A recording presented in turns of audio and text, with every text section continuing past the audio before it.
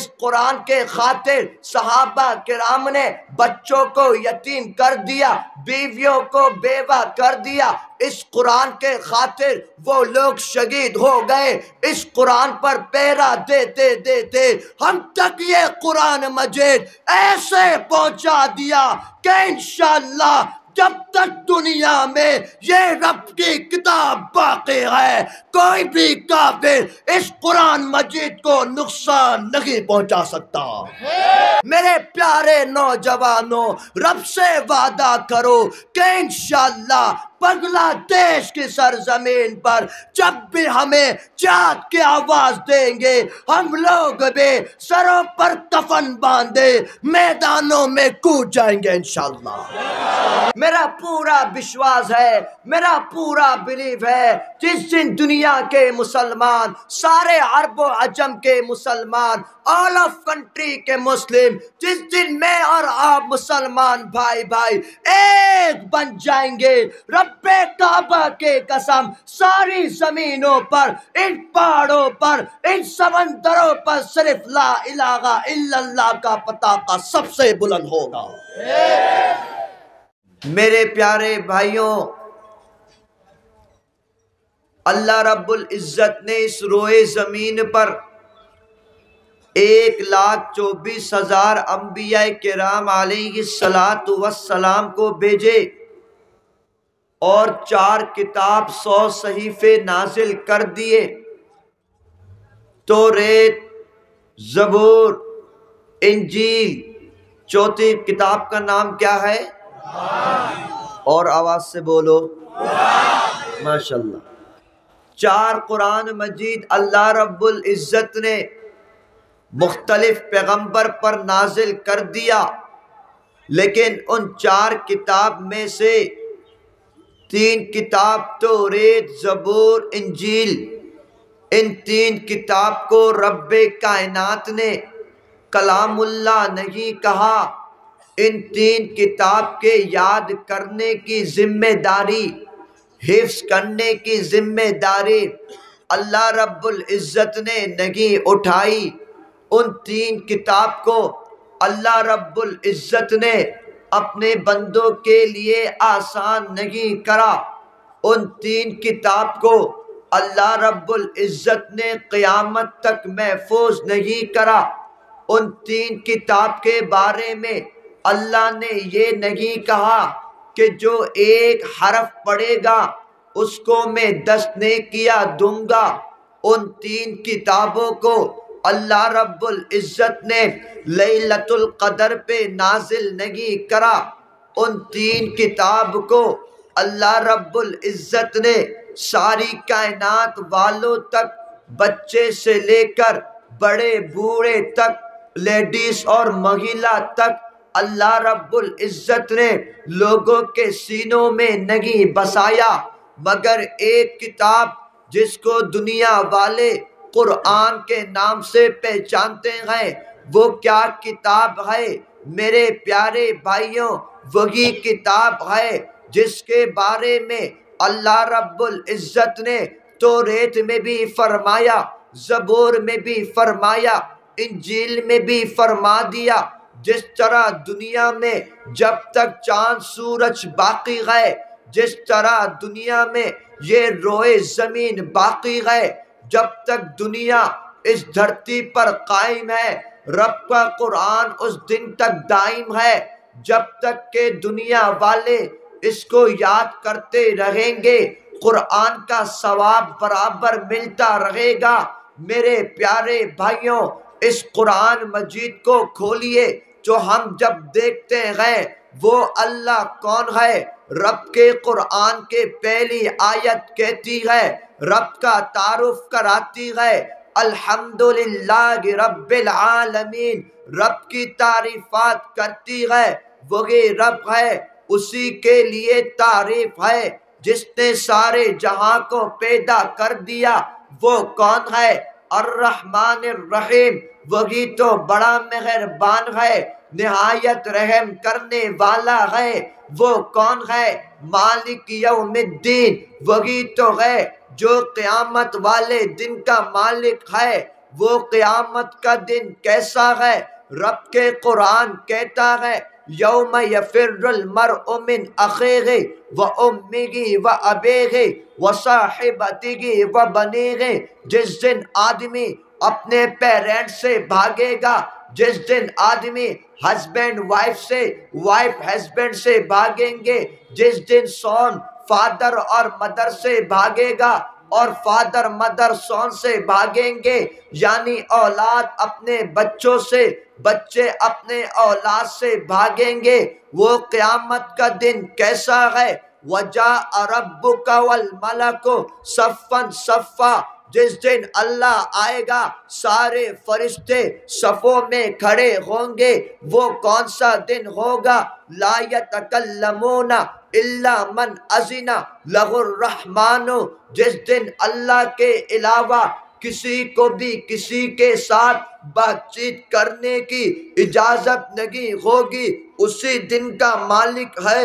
میرے پیارے بندو، اللہ کے پیارے بندو، میرے پیارے بھائیوں، اللہ نے اس کے بعد آپ کا میرا اللہ سے رشتہ بتا دیا، ایاک نعبد و ایاک نستعین، اے اللہ ہم آپ کے بندے ہیں اور آپ سے ہیلپ چاہتے ہیں، آپ سے مدد چاہتے ہیں۔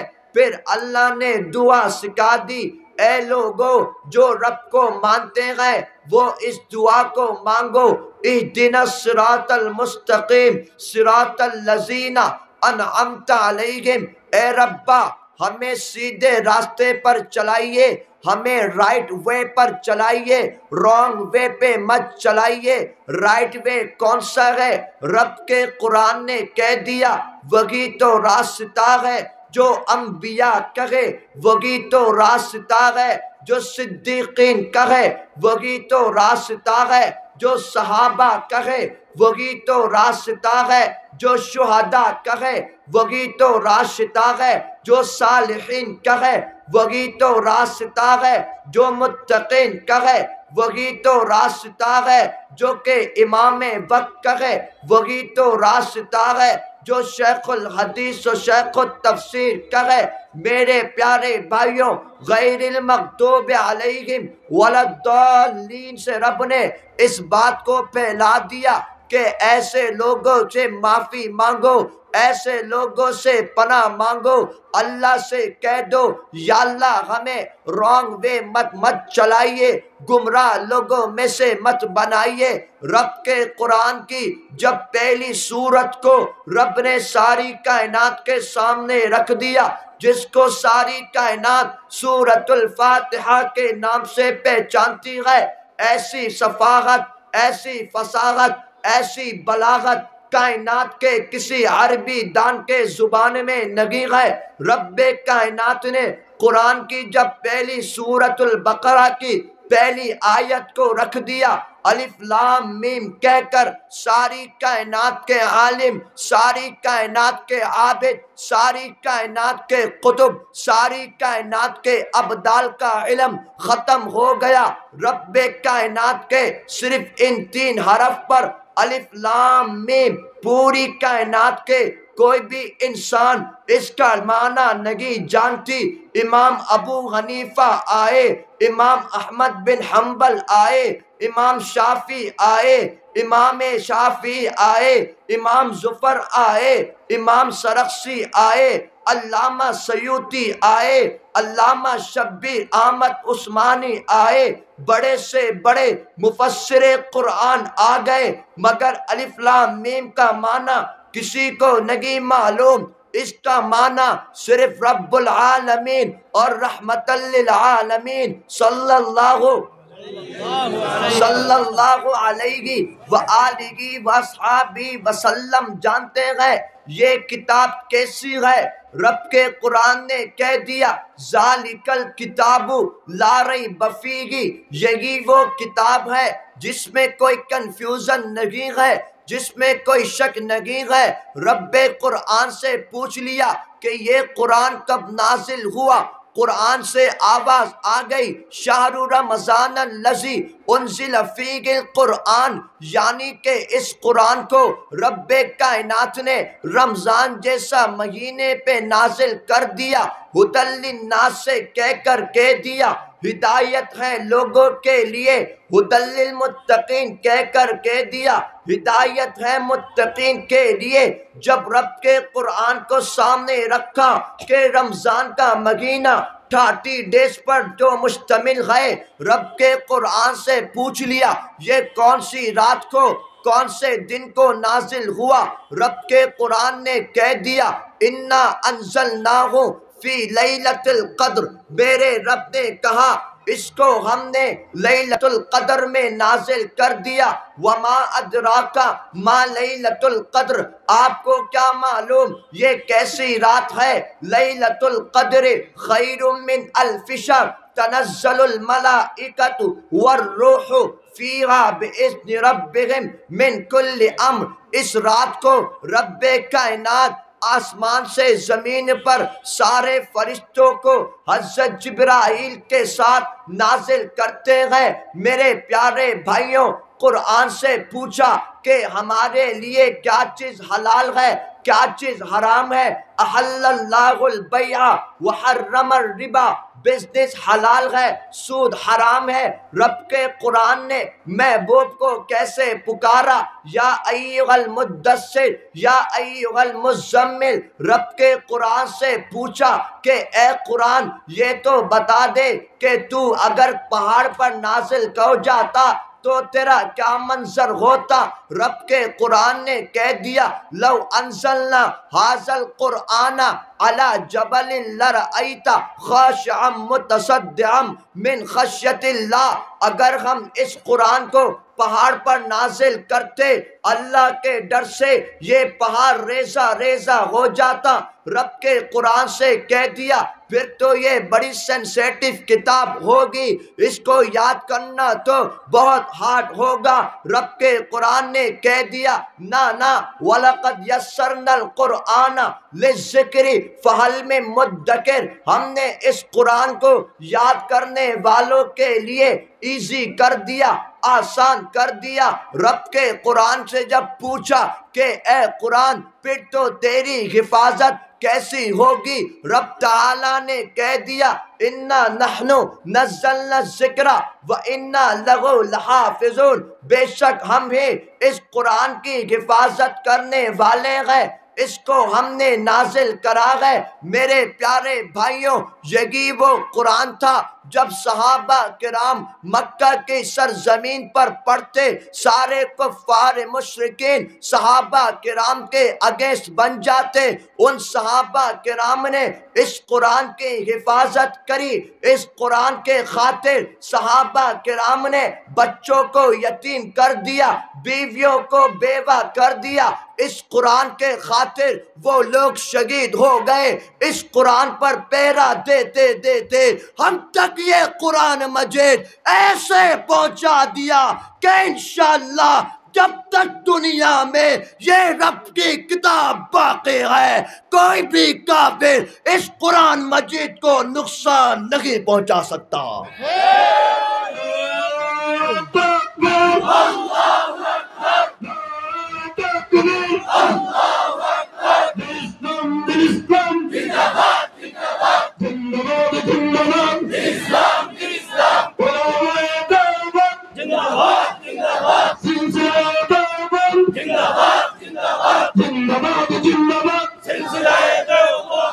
میرے پیارے بھائیوں، بات یہ ہے کہ صحابہ کرام نے اس دین اسلام کے لیے بہت قربانیاں دی۔ اللہ اکبر، صرف دین اسلام کے خاطر وہ لوگ قربان ہو گئے، وہ لوگ مٹ گئے صرف دین اسلام کے خاطر۔ ان کا عزم تھا، ان کا مشن تھا، صرف دین اسلام تھا۔ میرے پیارے بھائیوں، اس مشن کو ہم مسلمانوں نے لے کر چلنا ہے انشاءاللہ۔ اس مشن کو جاؤ پوچھو میرے پیارے بھائیوں، اسلام کے اسٹڈی کرو، جاؤ دیکھو اس دین اسلام کے خاطر حضرت حمزہ نے اپنے کلیجے کے ٹکڑے کروا دیے، اس دین اسلام کے خاطر حضرت بلال حبشی تپتی دھوپ پر لیٹ گئے، اس دین اسلام کے خاطر حضرت جلابیب کے ٹکڑے کر دیے گئے، اس دین اسلام کے خاطر حضرت سمیہ لیڈیز ہو کر کے شہیدہ ہو گئی۔ رب سے وعدہ کرو کہ انشاءاللہ ہم لوگ بھی دین اسلام پر شہید ہو جائیں گے۔ میرے پیارے بھائیوں، ذرا دین اسلام کی طاقت کو سمجھیے۔ دین اسلام کیا تھا، قرآن کیا تھا، اس زمانے سے لے کر اب تک اور قیامت تک جب تک مسلمان ہے تو مسلمان سپر پاور ہے۔ مسلمان، سب بولو مسلمان سپر پاور ہے۔ میرے پیارے بھائیوں، آپ ذرا دیکھیے اسلام کی سربلندی کیسے ہوئی۔ میرے نبی کس طرح صحابہ کرام کو ایک ساتھ لے کر چلتے تھے، اس چیز کو ذرا پڑھیے۔ آج میں اور آپ، ہم سمیت سارے مسلمان دربل بن گئے، ہمارا ایمان نعوذ باللہ کمزور ہو گیا، ہم لوگ سونے والے بن گئے، ہم لوگ موبائل یوز کرنے والے بن گئے، نعوذ باللہ۔ اسی لیے اسلام مسلمان کمزور ہو رہا ہے۔ بات صرف یہ ہے، آپ دیکھیے میرے نبی جنگ بدر میں، غزوہ بدر میں میرے نبی نے دین اسلام کی بقا کے لیے صحابہ کرام کو حی علی الجہاد کہہ کر پکارا۔ سارے صحابہ کرام ہاتھوں پر تلوار لیے، دوسرے ہاتھ پر لا الہ الا اللہ کا پتاقہ لیے، سروں پر کفن باندھے میدانوں پر چلے آئے۔ میرے نبی نے ان کو غزوہ تبوک میں پکارا، سارے صحابہ کرام تبوک میں چلے گئے۔ میرے نبی نے ان کو جہاد کے لیے خندق میں پکارا، سارے صحابہ کرام غزوہ خندق میں چلے گئے۔ میرے نبی نے ان کو دین اسلام کے خاطر جہاد کے لیے غزوہ احد میں پکارا، سارے صحابہ کرام غزوہ احد میں چلے گئے۔ میرے نبی ان کو جب بھی حکم کرتے صحابہ کرام پہاڑوں پہ چڑھ جاتے، میرے نبی ان کو حکم کرتے صحابہ کرام سمندر میں کود جاتے۔ میرے پیارے نوجوانوں، رب سے وعدہ کرو کہ انشاءاللہ بنگلہ دیش کی سرزمین پر جب بھی ہمیں جہاد کی آواز دیں گے، ہم لوگ بھی سروں پر کفن باندھے میدانوں میں کود جائیں گے انشاءاللہ۔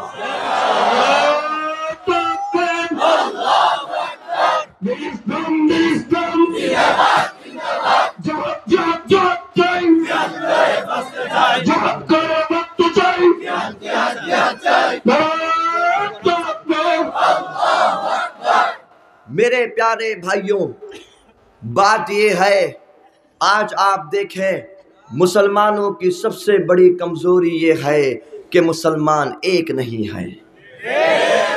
مسلمان سن 1900 میں جب بھی آپ کو دیکھتا ہوں، میرے پیارے بنگلہ دیش کے بھائیوں کو دیکھتا ہوں، آپ سے محبت میرے دل سے ہے، آپ میرے سے جان سے زیادہ پیارے ہیں۔ میں جب آپ کو دیکھتا ہوں تو آپ کے پیچھے میں اس تاریخ میرے ذہن میں آتی ہے جب 1947 کو پاکستان جب آزاد ہوا، پاکستان کو جب وکٹری ملی، جو اس زمانے میں ایک جدو ہوئی، اس وقت کی تاریخ اٹھا کے دیکھیے۔ پاکستان کی وکٹری دلانے کا مطلب مقصد ایک تھا، اور وہ مطلب مقصد تھا پاکستان کا مطلب کیا؟ لا الہ الا اللہ۔ اس پاکستان میں مشرقی پاکستان بنگلہ دیش بھی تھا، مغربی پاکستان جو ابھی ہے وہ بھی تھا۔ سارے مسلمانوں نے ہندوستان کے منہ میں ہاتھ ڈال کر پاکستان کو چھینا تھا،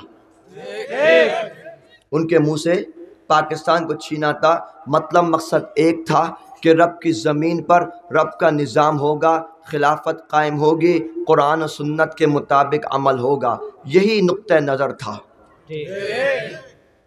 آج دنیا والے غداری کر کر اس بات کو بھلا دیتے ہیں، لیکن کوئی بھی غیرت مند مسلمان اس بات کو نہیں بھلا سکتا کہ سن 1947 میں پاکستان کی وکٹری کے لیے جتنا خون، جتنا رکت پاکستان کے مسلمانوں نے دیا، خدا کی قسم اس سے ڈبل خون بنگلہ دیش کے مسلمانوں نے دیا تھا۔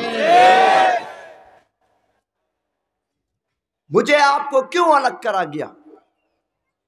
بنیاد سمجھیے، 71 کی جنگ پر آ کر جب پاکستان اور بنگلہ دیش کے خلاف جب یہ تحریکیں شروع ہوئی، وہ بے غیرت ملعون ہندوستان جس نے اس زمانے میں منافقت کر کے ہم دونوں بھائیوں کو الگ دوسرے سے الگ کر دیا۔ تاریخ اٹھائیے، وہ سمجھ رہا تھا مسلمان کمزور ہو جائیں گے، دربل ہو جائیں گے، یہ گائے کا موت پینے والے ہمیں ڈرائیں گے، یہ ڈرائیں گے ہمیں۔ میں نے کہا صاحب، میں نے کہا اچھی بات ہے، ایک طرف پاکستان آ گیا، دوسری طرف بنگلہ دیش آ گیا، بیچ میں ہندوستان ہے، فٹ بال بنا کر کھیلیں گے انشاءاللہ۔ مضبوط ایمان والے بنو، پاورفل مسلمان بنو، بے غیرت مت بنو۔ اللہ کے قرآن نے 1400 سال پہلے اعلان کر دیا، وَلَن تَرْضَىٰ عَنْكَ الْيَهُودُ وَلَا النَّصَارَىٰ حَتَّىٰ تَتَّبِعَ مِلَّتَهُمْ، صاف اعلان کر دیا۔ کیوں جوتے چاٹتے ہو ان کے؟ آج کوئی فکر نہیں ہے مسلمانوں کی۔ آپ دیکھیے فلسطین پر مسلمانوں مظلوم ہے، بمباری برس رہی ہے، اللہ اللہ اللہ، کوئی کچھ کہنے والا نہیں۔ وہ مسجد اقصی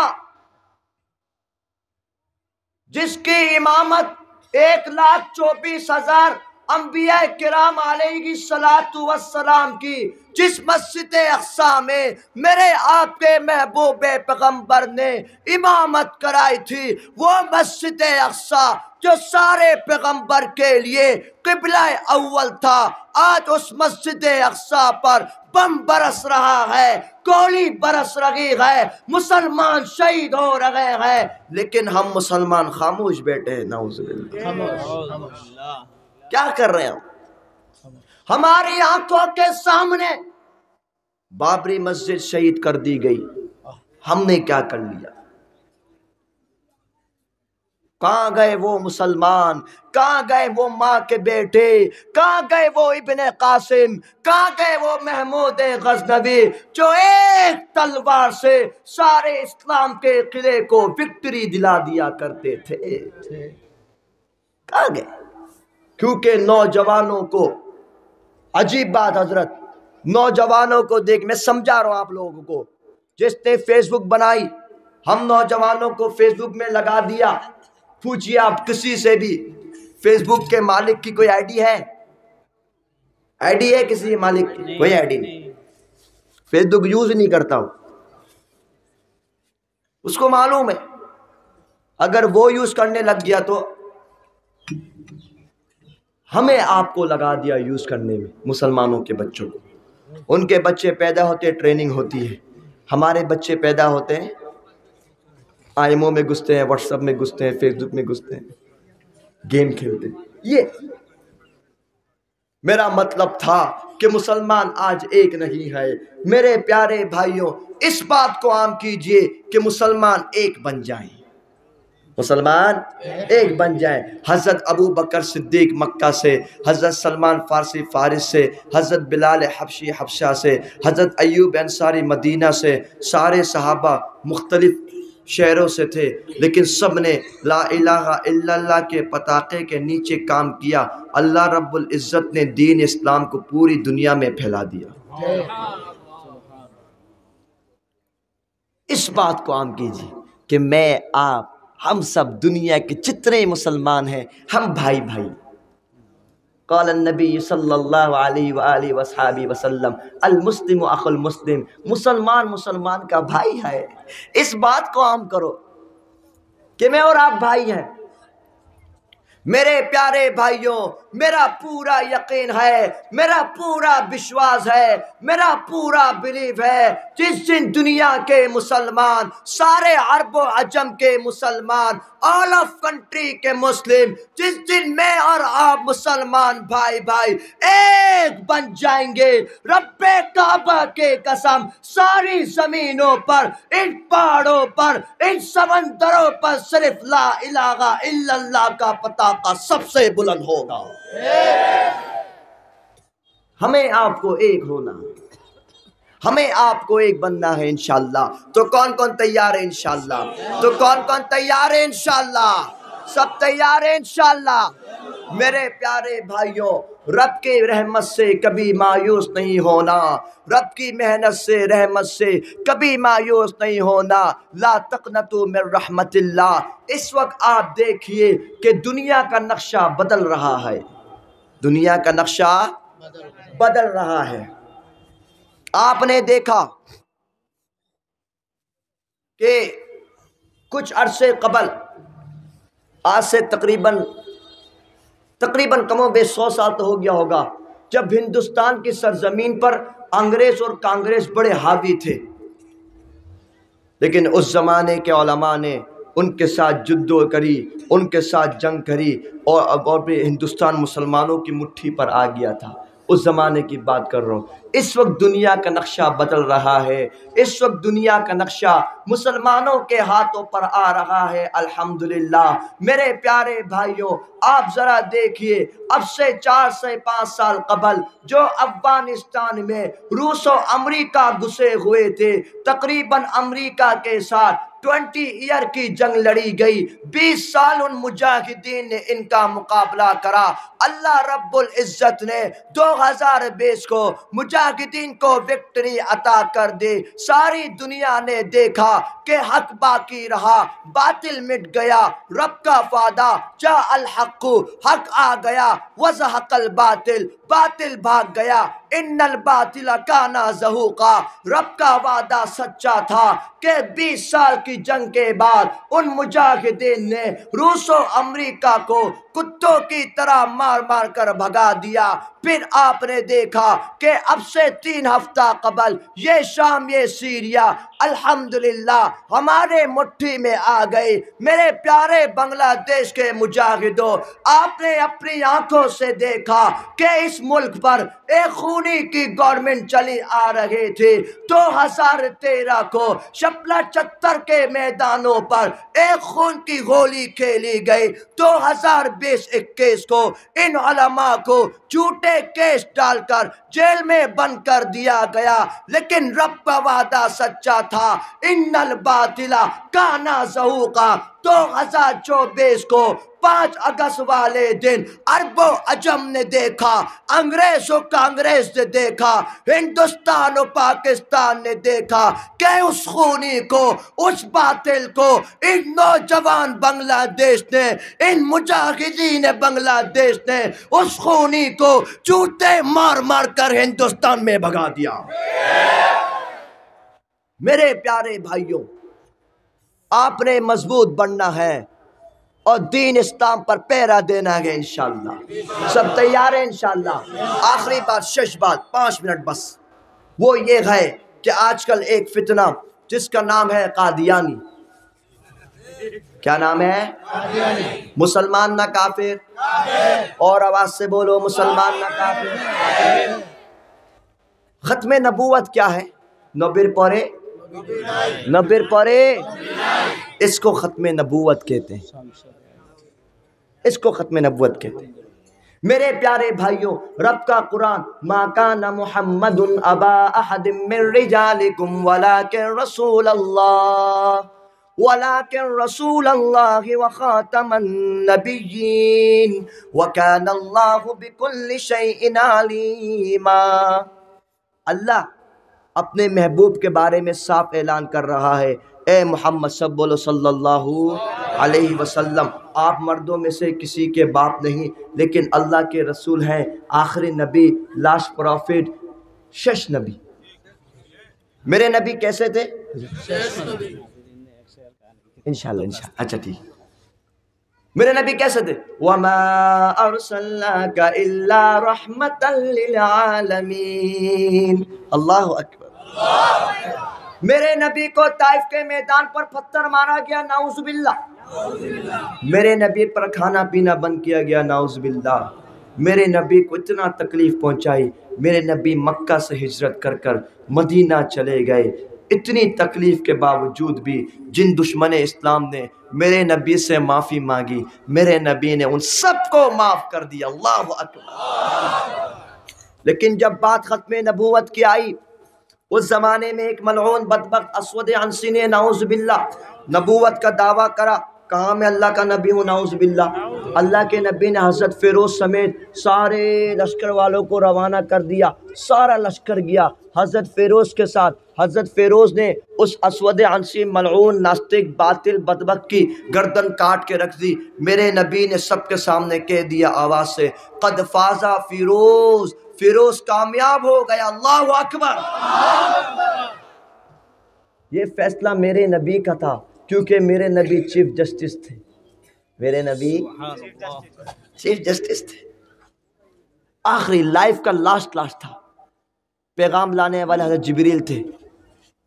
میرے نبی کی زبان سے جملہ نکلا حضرت فیروز کے لیے، اور مسئلہ ختم نبوت پر نکلا. میرے پیارے بھائیوں، اس قدر اہمیت کا یہ مسئلہ ہے، اس قدر پذیرائی کا یہ مسئلہ ہے، اس قدر یہ سینسیٹیو مسئلہ ہے. میرے نبی نے اپنی جیون کے آخری حصے میں مسلمانوں کو یہ بات اعلان کر کے سنا دیا. یاد رکھنا مسلمانوں، ختم نبوت پر اگر کوئی بک کرے گا، اگر کوئی نبی کا دعویٰ کرے گا، اگر کوئی گستاخ نبی کرے گا، ایسے ملعون کے، ایسے ناستک کی گردن کاٹ کے رکھ دینا. یہ فیصلہ میرے نبی کا ہے. میرے پیارے بھائیوں، آج کل یہ جو قادیانی ہے، ان کا فرسٹ آف کام کیا ہے؟ پہلا کام یہ ہے مسلمانوں کو مرتد کرتے ہیں، نعوذ باللہ. دوسرا کام مسلمانوں کے روپ پر مسلمانوں کو دھوکہ دیتے ہیں. ان یہودیوں کی ہیلپ کرتے ہیں. یہ لوگ اتنے مضبوط کیسے ہو رہے ہیں معلوم ہے؟ پیسوں سے. اور پیسے کہاں سے مل رہے ہیں؟ منی ہرننگ کہاں سے مل رہے ہیں؟ ان کی کمپنیز ہیں. پران، شیزان، آرفل، ٹیسٹی ٹریٹ، جو ہوٹل آپ کے بنگلہ دیش میں، تقریباً 99% ان کو فائدہ بنگلہ دیش سے ملتا ہے، نعوذ باللہ. ہمارے پاکستان میں تو پابندی ہے، ان کو یہاں سے فائدہ مل رہا ہے. میرے پیارے بھائیوں، مسلمان گناہگار ہو سکتا ہے، مسلمان بے غیرت نہیں ہو سکتا. دونوں ہاتھوں کو اٹھاؤ اور رب سے وعدہ کرو کہ آج کے بعد سے آرفل یوز نہیں کریں گے انشاءاللہ، پران یوز نہیں کریں گے انشاءاللہ، شیزان یوز نہیں کریں گے انشاءاللہ، ان کے آل پروڈکٹ کا بائیکاٹ کریں گے انشاءاللہ. میرے پیارے بھائیوں، لاسٹ بات، 1973 میں سرزمین پاکستان میں جب یہ قادیانی مضبوط ہوئے، اس زمانے کے علماء نے اندولن کا کہا. سارے لوگ اندولن کرنے روڈوں پر آ گئے. سب نے وہی نعرہ لگایا جو آپ لگاتے ہیں، نبیر پرے সংসদে নবীর পরে নবী নাই সংসদে আইন চাই সংসদে আইন চাই নবীর পরে নবী নাই কাফের কাফের কাদিয়ানি কাফের কাদিয়ানি কাফের কাফের কাফের তাকবীর মাশাআল্লাহ. میرے پیارے بھائیوں، اب ہوا کیا؟ جب سب آندولن کرنے آئے، وہی بات، بنگلہ دیش، پاکستان، دس از کنٹری آف مسلم، مگر اس کی گورنمنٹ غلام ہے. کیا ہے؟ غلام ہے. وہی ہوا، ان سب نے آندولن کیا، بچے بوڑھے سارے آئے. سامنے سے پولیس والوں نے گولی چلائی. 10,000 مسلمان شہید ہو گئے. اللہ اکبر. سب نے سینوں پر گولیاں کھائی، لیکن پھر بھی پیچھے نہیں ہٹے، اور پاکستان کے سنسد کے آئین کے مطابق قادیانیوں کو کافر قرار دے دیا گیا. الحمدللہ. میرے پیارے مجاہدوں، بنگلہ دیش کے محافظوں، اب تمہارا نمبر ہے. تم ہی وہ لوگ ہو جو پوری دنیا میں انشاءاللہ انقلاب لا سکتی ہو۔ رب سے وعدہ کرو کہ بنگلہ دیش کی زمین پر جب بھی علماء کرام ہمیں آواز دیں گے، ہم لوگ بھی سروں پر کفن باندھے لبیک کہتے ہوئے اس گردن کو کٹوا کر بنگلہ دیش کے سنسد کے آئین کے مطابق قادیانیوں کو کافر قرار دیا جائے گا۔ سب تیار ہیں انشاءاللہ؟ سب تیار ہیں انشاءاللہ؟ تو بولو، گولی سے ڈرو گے تو نہیں، جیل سے ڈرو گے تو نہیں، اپنا گھر بار قربان کر دو گے انشاءاللہ، اپنے آپ کو شہید کر دو گے انشاءاللہ۔ انشاءاللہ میرے نوجوانوں، انشاءاللہ میرے مجاہدوں، مجھے پورا یقین ہے میں اور آپ نوجوان مل کر پوری دنیا میں ایسا انقلاب لائیں گے، ساری زمین ہمارے خون سے رنگین ہو جائے گی، لیکن دین اسلام کبھی نیچا نہیں ہوگا انشاءاللہ۔ دعا کرو گے میرے لیے انشاءاللہ؟ دعا کرو گے میرے لیے انشاءاللہ؟ ایک شعر کہنے کے لیے درخواست ہاں؟ لوگوں نے اچھا ایک شعر بھائی، میرے پاس بہت کم পাকিস্তানের বিখ্যাত শিল্পী ইনশাআল্লাহ আমরা সবাই হযরতুল মুত্তাকিয়ার শেষ শুনতে চাইনি। হযরত এখন আপনাদের সামনে ইনশাআল্লাহ একটি ইসলামী সঙ্গীত পরিবেশন করবেন। بھائی میں نے آگے بھی جانا ہے، بس مختصر صحیح ہے، لیکن آپ نے زندہ باد ہاتھوں کو اٹھا کر کہنا ہے، مجاہد کی طرح کہنا ہے، ٹھیک ہے؟ تاجدار ختم نبوت زندہ باد، تاجدار ختم نبوت زندہ باد، زندہ باد آپ نے کہنا ہے، تاجدار ختم نبوت زندہ باد، تاجدار ختم نبوت زندہ باد، ختم نبوت ہے ایمان، ختم نبوت دین کی جان، یہ اسلام کی ہے بنیاد، کوئی ہاتھ نیچے نہیں رہے گا، کوئی زبان خاموش نہیں رہے گا، مجاہد کی طرح کہنا ہے تو بولو ختم نبوت زندہ باد، بولو ختم نبوت زندہ باد، بولو ختم نبوت زندہ باد، بولو ختم نبوت زندہ باد، بولو ختم نبوت زندہ باد، تاجدار ختم نبوت زندہ باد، تاجدار ختم نبوت۔ ہم سب کا یقین ایمان کیا ہے ذرا سنیے گا، اس سے کرے گا جو انکار وہ اسلام کا ہے غدار، اس سے کرے گا جو انکار وہ اسلام کا ہے غدار، دین ہوا اس کا برباد، بولو ختم نبوت زندہ باد، بولو ختم نبوت زندہ باد، بولو ختم نبوت زندہ باد، بولو ختم نبوت زندہ باد، تاجدار ختم نبوت زندہ باد۔ آخر میں لاسٹ میں نعرہ لگاؤں گا، تاجدار ختم نبوت زندہ باد آپ نے کہنا ہے، دونوں ہاتھوں کو اٹھا کر مجاہدین کی طرح جان کے ساتھ، ایمان کے ساتھ، جذبات کے ساتھ، ذرا مردوں کی طرح کوئی ہاتھ نیچے نہ رہے، تاجدار ختم نبوت زندہ باد۔ جزاک اللہ خیر، زندگی باقی ملاقات باقی، والسلام علیکم ورحمۃ اللہ وبرکاتہ۔